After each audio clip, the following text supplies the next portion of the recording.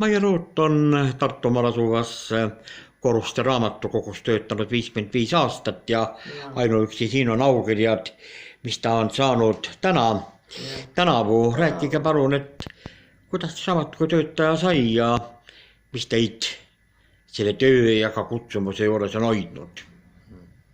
Et ikka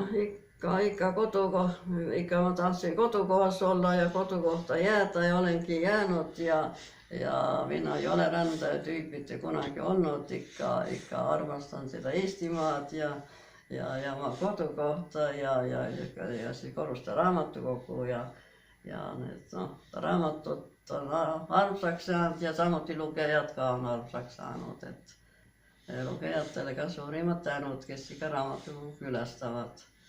Et rõõm on alati neid näha ja teenindada. Kas eestlane on hingelt raamatusõber? On küll, seda võib ütelda. Jah. Kuidas teie küla elab?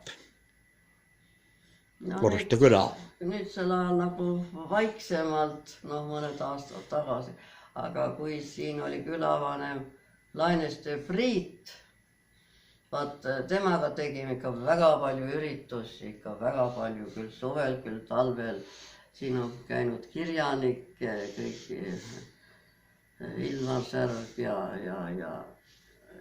siis neid on palju Anne Maasik ja Elle Tarik. Ja Elle Tarik ei ole küll kirjanik olnud, aga ma võin pärast näidata neid kroonikaid, et ikka Koruste küla on elanud ja elab edasi ja mis seal ikka, loodame, et ikka Eestimaal rahu püsiks ja et sõdasid küll ei taha, ikka kõik oleks ilus ja kena ja inimesed õnnelikud. Väga hea.